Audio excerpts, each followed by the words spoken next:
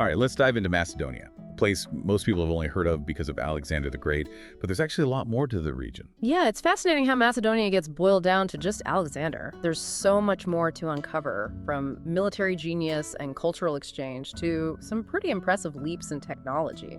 Let's start with military. You don't conquer half the world without some serious muscle, right? And I read about the Phalanx Macedonica. It sounds pretty intense. Intense might be an understatement. Imagine rows and rows of soldiers, each with this spear called a sarusa. These spears could be up to 20 feet long. So basically, the Phalanx Macedonica was like a moving wall of steel designed to just overwhelm the enemy. 20 feet? That's longer than a giraffe. I could see why they were so successful. But it must have been more than just brute force, though. Oh, absolutely. Philip II, Alexander's father, trained the Macedonians to be masters of discipline and coordinated movements. You can think of it like a perfectly choreographed dance, but with deadly consequences. Speaking of Philip II, it seems like he's kind of overshadowed by Alexander. Was he just setting the stage, or was there more to him? Oh, Philip was the architect of Macedonia's rise to power. He unified the Macedonian tribes into a cohesive force. He also reformed the army by creating the Phalanx Macedonica. He was a strategic genius. So he laid the foundation that Alexander built his empire on. But what about Aristotle? He played a role here too, right? Yeah. And he wasn't Macedonian, was he? That's right. Aristotle was Greek, but he was Alexander's tutor. So imagine the impact of having one of history's greatest philosophers teaching a young conqueror. Aristotle instilled in Alexander a love for knowledge, a deep understanding of politics and ethics, and even an appreciation for different cultures. Like a real-life superhero origin story. Okay, so we've got the military might, the strategic minds. But I feel like there's more to Macedonia than just war, right? What about inventions? Technology? The Macedonians were incredibly innovative. Take their siege weapons, for example. They developed these massive siege towers that could roll right up to a city wall.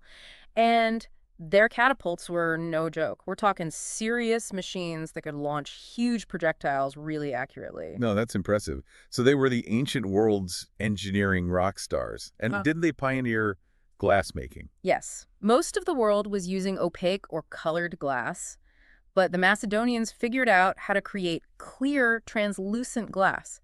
This might sound simple, but it was a huge technological leap. That's amazing. So from conquering armies to game-changing inventions, it sounds like they were really firing on all cylinders. But I'm guessing they needed a solid economic system to support all of this. You can't build an empire on spears and glass alone. Philip II, ever the strategist, knew a strong economy was essential, so he introduced a unified currency for Macedonia. Wait, so before Philip II, it was like a barter system, like I'll trade you 10 goats for that fancy helmet. Yeah, pretty much. But Philip II's unified currency made trade much more efficient and boosted the Macedonian economy.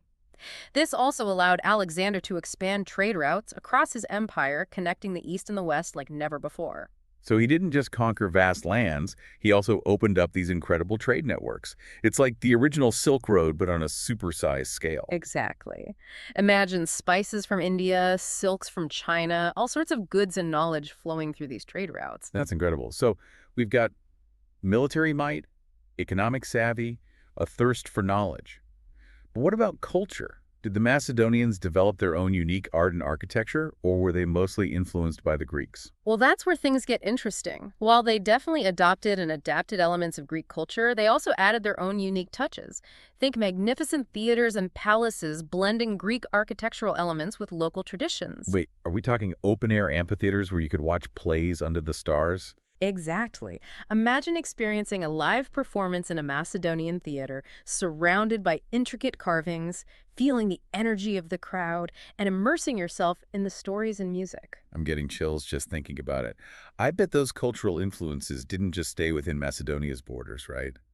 With Alexander's conquests, they must have spread pretty far. Absolutely. The spread of Greek culture, language, and ideas, what we call Hellenization, had a profound impact on the world. It left its mark on everything from art and science to philosophy and political systems. Wow. Okay, before we move on, just want to make sure I'm keeping up. We've covered military innovations, economic prowess, cultural influences. What about Aristotle? We can't forget him, right? Right. His role as Alexander's tutor was super significant, but his contributions went much further. He developed major philosophical ideas that continue to influence us today. Okay, so we've got the brilliant philosopher teaching the young conqueror, who then spreads these ideas across his empire. It's like a domino effect of knowledge and influence.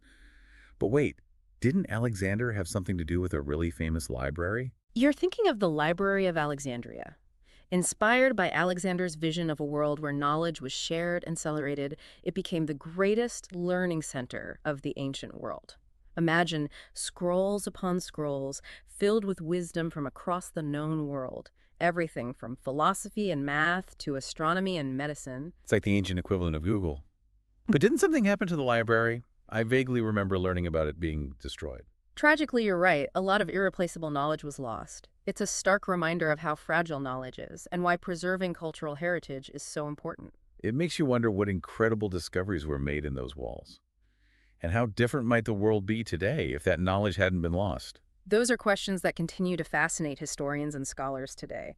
But before we get lost in hypotheticals, let's explore another aspect of Macedonian ingenuity that might surprise you. Did you know they were pioneers in olive oil production? Wait, olive oil? That doesn't sound nearly as exciting as conquering empires or building massive libraries. Don't underestimate the power of olive oil in the ancient world. It was a multi-purpose product. They used it for cooking, lighting lamps, making cosmetics, even as a base for medicine. So it's like the ancient equivalent of WD-40. They were definitely ahead of their time in recognizing how versatile olive oil was. And they didn't just use it, they developed ways to produce it more efficiently. They created olive presses that could extract more oil from olives. So they were innovators in the fields, not just on the battlefields. Exactly. Okay, I think I'm starting to see the bigger picture with Macedonia now. It's not just about Alexander the Great. It's about a society that valued knowledge, innovation, economic stability, and even the humble olive. But what happened to Macedonia after Alexander died? Did his empire crumble? That's a question that deserves its own deep dive. Alexander's empire faced numerous challenges after his death, but that's a story for another time. All right, I guess that's a good place to pause for now. But I'm definitely intrigued to learn more about what happened next. For our listeners, stay tuned because we'll be back soon to finish our exploration of ancient Macedonia. Welcome back to our Macedonian deep dive. Before we move on, let's circle back to the Library of Alexandria for a second. We talked about how tragic it was that it was destroyed and so much knowledge was lost. But what made it so special in the first place? That's a great point. It's easy to focus on what we lost, but we shouldn't forget about how important it was when it was still standing. What would it have been like to walk through those halls and be surrounded by all those scrolls? Imagine a bustling hub of scholars from all over the world, all sharing their ideas and doing research. It wasn't just a place to store knowledge, it was a place where people learned and debated, like a university or a think tank all rolled into one. So it wasn't just a place to keep old scrolls. Knowledge came alive there, sparking new ideas. Exactly. It attracted some of the greatest minds, mathematicians, astronomers, you name it. It's amazing to think about all that information in one place. Were there any specific works or discoveries that stand out? Unfortunately, a lot of what was in the Library of Alexandria is lost to history. But we know that important works on math, astronomy, medicine, and literature were all kept there. For example, it held Euclid's Elements, which was the basis for geometry. And they had works by Hippocrates, who is considered the father of medicine. So even though the library itself is gone, its influence lives on through the works that survive. Exactly. The library is a symbol of how interconnected knowledge is and how humans always want to understand more. Okay, so we've talked about military strategy and economic brilliance, and we've seen what a vast collection of knowledge was kept in the library. But what about everyday life in Macedonia? What was their society like? That's a great question, and it's something that often gets overlooked. The Macedonians, despite all their military success, were really connected to the land. They valued courage, loyalty, and hospitality. They had a strong sense of community and a lot of respect for tradition. So they weren't just conquerors. They had a culture with values that shaped their society. Absolutely, and it's important to remember that, like any society, they were made up of all sorts of people. Farmers, artisans, poets, musicians, everyday people living their lives just like we do today. It's a good reminder that history isn't all kings and battles. It's also about how ordinary people lived their lives. Exactly. And speaking of everyday life, let's come back to their agricultural innovations.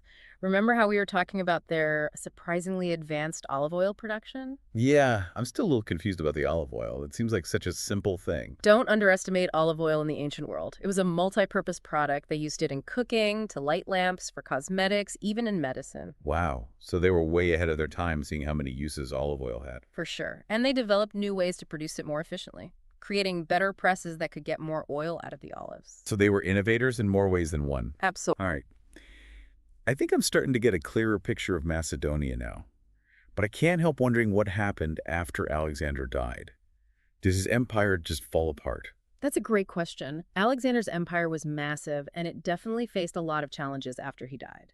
His generals fought for power, dividing the empire into smaller kingdoms. But that's a story for another time. Well, I guess that's a good place to stop for now. I'm definitely curious to hear more, though. To our listeners, stay tuned. We'll be back to finish our exploration of ancient Macedonia very soon. Welcome back. It's amazing to think about how much we've already learned about Macedonia, from their military and their innovations to the olive oil. Who knew there was so much to this ancient kingdom? It just goes to show you how much is hidden just below the surface. It's a good reminder that history is full of surprises. Speaking of surprises, I've been thinking about how Alexander's empire didn't last long after he died. What happened? Was there some kind of power struggle? Well, imagine a kingdom that stretches from Greece all the way to India. All those different cultures and people held together by one incredibly strong leader. Then Alexander dies suddenly, at only 32 years old. It left a huge power vacuum. Yeah, that makes sense. No clear heir, a giant empire, ambitious generals. Sounds like a recipe for disaster. Exactly. His generals, called the Diadochi, all wanted control. They ended up splitting the empire into their own smaller kingdoms. It was a really chaotic time, a lot of fighting and political maneuvering. Sadly, much of the unity that Alexander created was lost. Like a Game of Thrones situation, but in the ancient world. Fascinating, but kind of sad. Did any of these new kingdoms manage to keep that Macedonian spirit alive in the innovation, the cultural exchange? Oh, absolutely. This period, called the Hellenistic period, actually saw Greek culture and ideas flourishing in those new kingdoms. The things that Alexander had started continued, leading to advancements in art, science, philosophy, and architecture all across the region. So even though Alexander's empire fell apart, his legacy continued on. Actually, that's pretty inspiring. It shows that even with all that chaos, human creativity and the desire to learn can still thrive. Well said. As we wrap up our deep dive into Macedonia, what's one thing you want our listeners to take away from all of this?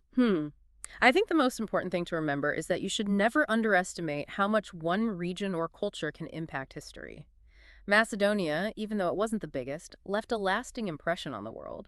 They were innovative thinkers, amazing warriors, and even made advancements in agriculture.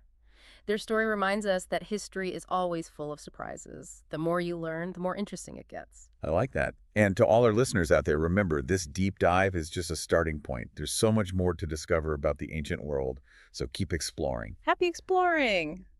And that's a wrap for our Macedonian deep dive. We hope you enjoyed learning about this amazing place. Until next time, stay curious and keep your ears open for more adventures in knowledge.